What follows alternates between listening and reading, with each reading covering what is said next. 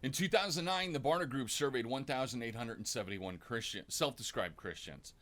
4 out of 10 of them strongly agreed with the statement that Satan, quote, is not a living being but a symbol of evil. And 2 out of 10 Christians said they somewhat agree with the statement.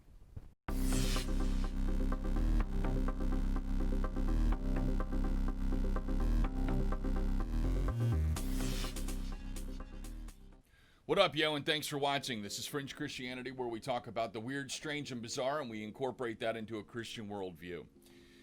So we're going to take a look at what Satan is, what I think his motivations are, what I think the Bible actually tells us specifically about him, and the conclusions that we can actually draw from that.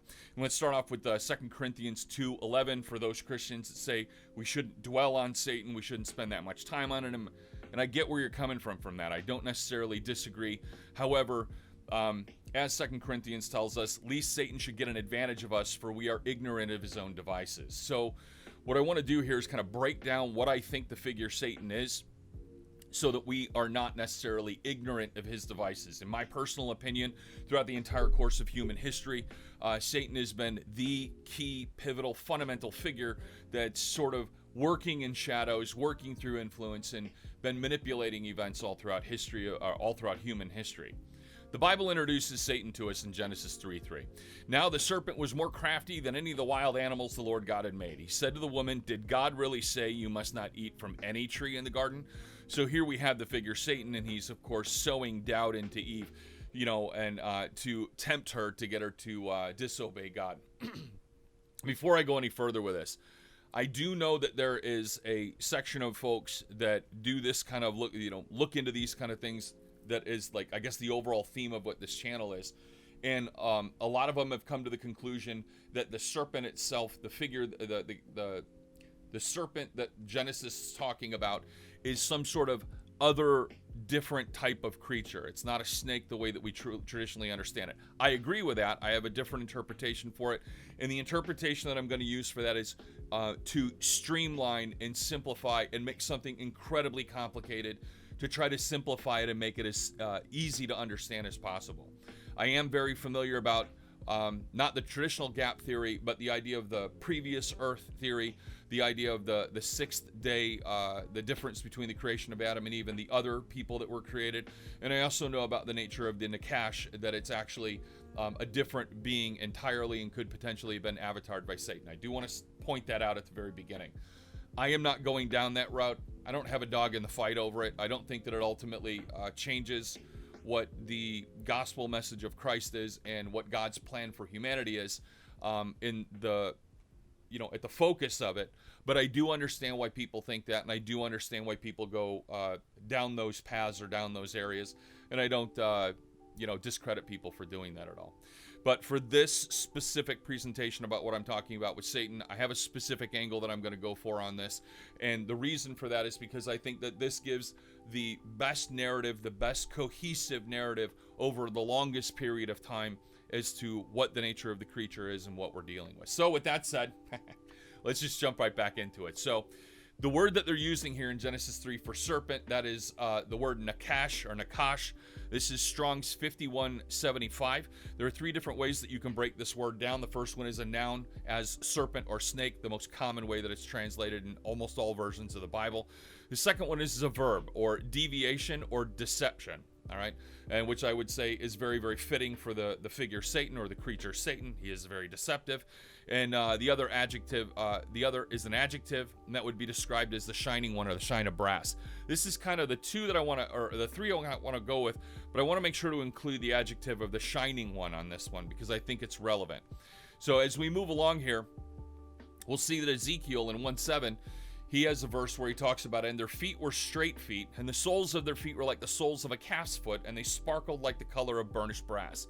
He's having a vision where he's seeing into the heavenly realms, and he's describing the creatures that are there, commonly understood as being angels and seraphim specifically. And I think he gets into that later. I think I have a slide on that. The color of burnished brass, I think, is relevant, because if we take a look at what the Nakash, a definition for it is that we have the shining one, or like the shine of brass. So here we have a link that's kind of happening here, kind of a connecting the dots, so to speak. In 2 Corinthians 11:14, we get the verse, and no wonder, for Satan himself masquerades as an angel of light. Once again, we get that characteristic of light, the shining one, the shining, and we also get an inside look that he masquerades. Masquerade would be being of disguise, being of deception. So we have these two terms going back to Nakash and fitting in with that definition that we have there. So in my, as far as what I can tell and the direction that I'm going at with this, my argument is going to be that the creature, the Nakash, that's described about in Genesis isn't a traditional snake in the way that we understand it. That this is a different type of creature. It's something else entirely. And I think that we're getting clues through the rest of the Bible as to what this creature actually is. In Isaiah 6:2, he says that above him were seraphim, each with 6 wings, with 2 wings that covered their faces and 2 that covered their feet, and the 2 that they were flying. So we have the word seraphim here, and he's specifically linking them to the fact that this seraphim, these creatures, have wings. The seraphim is the plural or the male plural of seraph, and that's the I am is the male plural for that in the ancient Hebrew. And seraph is Strong's 83:14, and this translates directly as fiery serpent. So once again, we have that serpent imagery. We have that snake imagery. This is some kind of angel creature that has a physical appearance of that of like it's snake-like or it's serpent-like.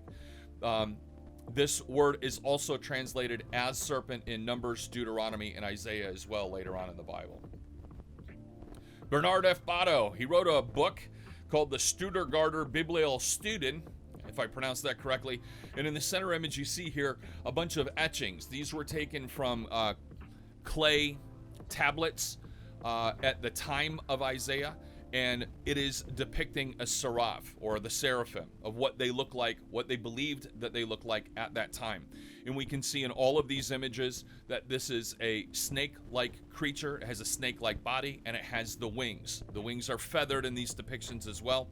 It has multiple wings. So here we have the image of the snake with wings. And Bernard says the serpent, the semi-divine creature with wings and feet like the seraphs in Isaiah 6:2, whose function was to guard sacred persons and sacred objects. So this was some kind of guardian creature of some kind.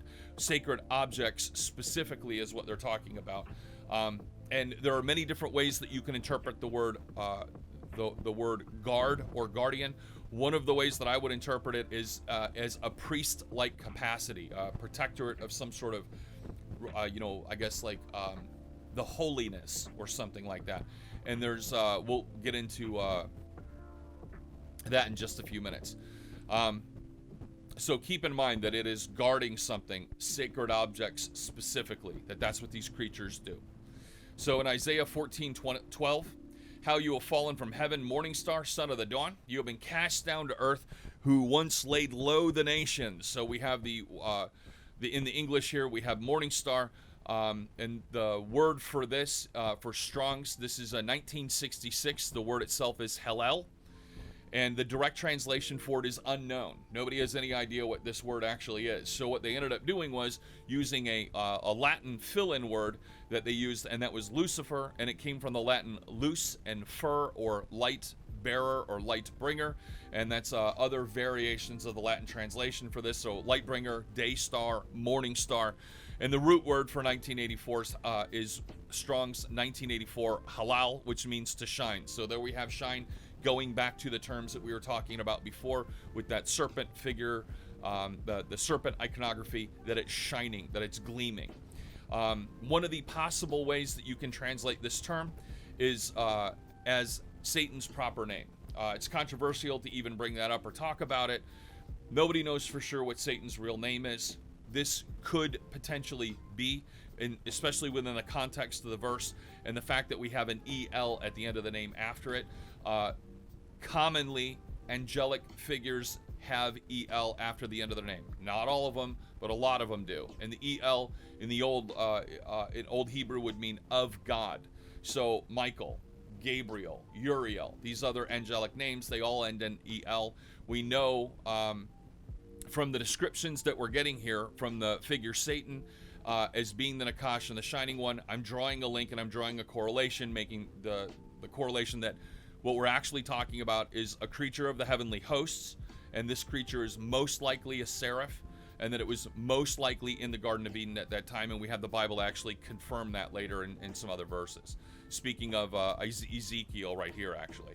So in Ezekiel 28, 11, 19, I'm not going to read the entire thing, but I do have some highlighted verses here that I want to bring to your attention. So, Son of man, take up lament concerning the king of Tyre and say to him, this is what the sovereign Lord says. Or you were the seal or sealer of perfection. The way that this is translated as seal or sealer of perfection, this can be interpreted as an eclectic mem, and this can translate as serpent of perfection. Doesn't commonly translate that way. It usually translates as seal or sealer of perfection. But I'm just pointing out that this is another potential valid translation for this. Once again, the serpent. Once again, bringing that back into the full circle of the whole thing. Full of wisdom and perfect in beauty. You were in Eden, the garden of God. So this creature was in Eden and with God. And every precious stone adored you. The cerulean, the other word I can't pronounce. Emerald, topaz, onyx, and jasper. Lapis lazuli. What is that? Lazuli? Is that an actual thing? I don't know. Lazuli, turquoise, and beryl. Your settings and mountains and timbrels and mountings, timbrels and pipes were made of gold. On the day that you were created, they were prepared. You were anointed as a guardian cherub. The word that's being used here is cherub, and this is from Strong's 3742, and he's referred to as a guardian cherub once again. So the idea is Satan is being, the king of Tyre is being paralleled to the fall of Satan because of the king of Tyre's arrogance and his hubris in this verse. And this verse specifically calls out a few key points. That the Satan figure was covered in jewels, and that it's also referred to as a guardian cherub. I also think that it is a seraph, and I think that there's plenty of evidence to indicate that that's the case. I don't know if these creatures, the angels, are broken down like, but I don't know, like it's like a race of angels, like the seraphs are genetically different than the cherubs somehow, or if they're more like offices. I lean in the idea that they're kind of like offices, and so the idea would be that the figure Satan would be a seraph as well as a cherub or guardian cherub. Once again, we have that guardian term. These figures in the Bible, we do get clear, we do get accurate depictions of both the cherub and both the seraph being in the throne room of God. So they're physically close to God. They are in his inner sanctum, so to speak. All right. Hopefully I'm making that clear. Isaiah 6, 5 through 7. Woe to me, I cried out, for I am ruined, for I'm a man of unclean lips, and I live among the people of unclean lips. And my eyes have seen the King of the Lord God Almighty. Here is Isaiah lamenting the fact that he is a sinner. He's been around sinners. He is impure and unclean, and he is not fit to be in the presence of God, and he can see him himself. So one of the seraphs flew over to me with a live coal in his hands, which he had taken out from the tongs of the altar, with which he touched my mouth, and he said, see, this has touched your lips, your guilt is taken away, and your sins are atoned for. We have Isaiah specifically describing a seraph behaving in the way that a priest would, or has the ability to help him, to have him atone for his sins. So right here we have, this is from, this chart is not mine, this is from, man, I keep forgetting this dude's name. What is his name?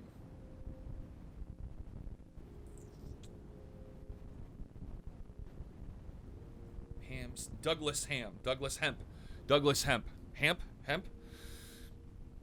He ended up making a version of this chart, and I've got it here just to show the correlation between the verses in Ezekiel and the verses in Isaiah.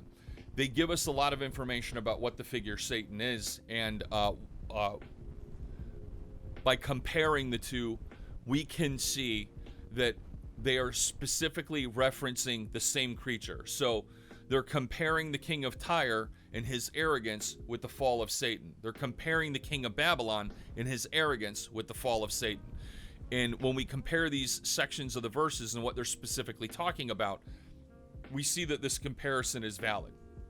So in Ezekiel, it clearly states that Satan was in the Garden of Eden. It also says he has timbrels and pipes. So this is a musical creature. He is an entertainer. That could be another way to think of it, at least in the modern way.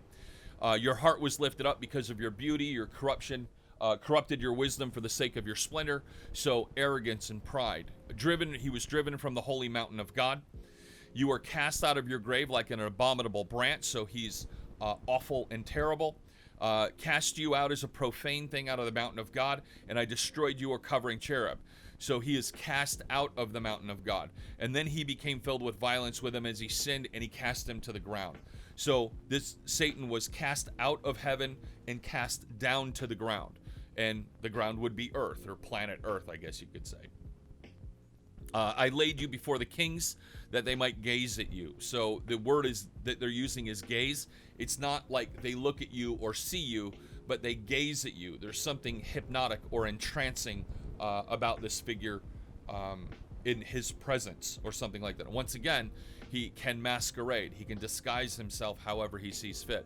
In Isaiah, we have very, very similar, almost identical in some cases, comparison. So the sound of your harps, he's musical. You said in your heart, I will ascend to heaven. So he's arrogant and prideful. I will sit on the Mount Assembly, talking about specifically the mount or the mountain of God. You have become a horror, so you're really, really awful. How you have fallen from heaven, being cast out as a profane thing from the mountain of God. How you are cut down to the ground, and he was cast down to the ground, which is earth. And for those that see you will gaze at you, the identical terms that we have here. Taking into consideration all of these different verses and all the things that they kind of bring together, talking about the figure Satan, what we do is we can come up with some conclusions.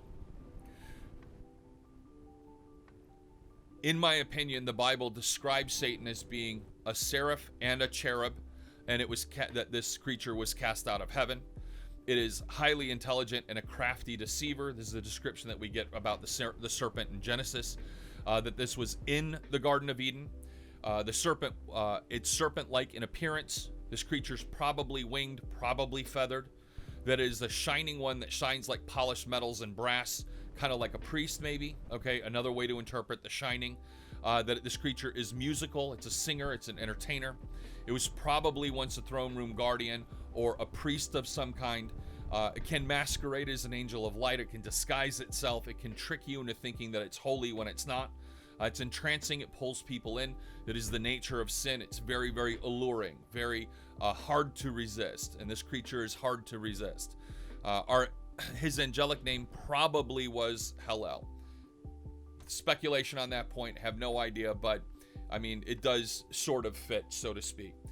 So what we're talking about here, what exactly was it running around in the Garden of Eden with, put it this way, if it was just a snake, a talking snake on a tree, which is kind of silly in my opinion, given all the context of what we have here, we can paint a little bit of a different picture. Now, it doesn't change any of the Bible. It doesn't change the message of the Bible at all.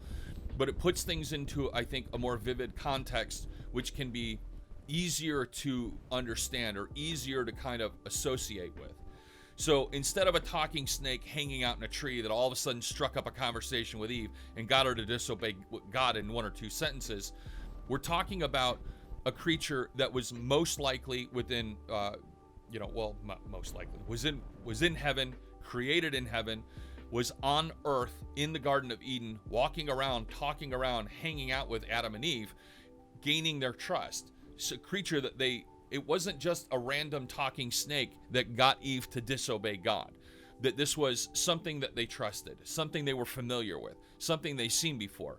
And not only that, but the idea of it walking and talking and moving around, the idea of it having legs is one point where the Bible does say that he has arms and legs. I know that it says that they were removed as punishment, and we'll talk about that briefly later. I think it's more symbolic or poetic language, I know other people, when they talk about the nature of the Nakash being a completely different creature entirely that was then transformed into a snake. I understand how you got there, and I understand that's part of the thinking on that. This creature was not a random creature. This creature didn't just appear one day. This creature was in the garden, gained their trust, and then manipulated them. And that is my premise on what Satan is. So things that we're going to want to look for in history. So as we move forward and we look at what Satan's plans are, what he's been doing, and we're going to find out what he's going to do in the future based on what he's done in the past. We want to make sure that we can take a look throughout history and look for some key things. These key things are going to be symbols, depictions that are going to clue us in that Satan's involved in one capacity or another. So as a serpent, we know that this creature looks like a serpent. The seraphs are a fiery serpent. It was a serpent that was in the garden. Serpents are reptiles, so we're going to look for reptiles as well. If we take the idea of a serpent that has wings, we get a dragon, and so we're going to look for dragon iconography. The wings themselves could have potentially been feathered, so we're going to look for feathers. We're going to look for birds also. And one of the other associations that we can get with that through the feathers and the birds is the idea of scales and fish. And I know that seems like a stretch, but I'll show you how we get there as we kind of move forward. I did just kind of want to plant these seeds in your mind that these are the symbols that we're going to be looking for as we move out through history. So thank you very much for watching. Don't forget to hit like and subscribe. Make sure to hit the bell for notifications so you can get alerted when these new videos come out within this series. So, thanks a lot for watching. Don't forget to hit like on the video, and don't forget to subscribe to the channel itself. I'm definitely trying to build it, and right now I think I got 1 or 2 subscribers, and I think those are probably you two guys watching this right now. So, don't forget to hit the bell for notifications so that way when a new video's out, you'll get notified and be able to watch it first, post haste, as they say.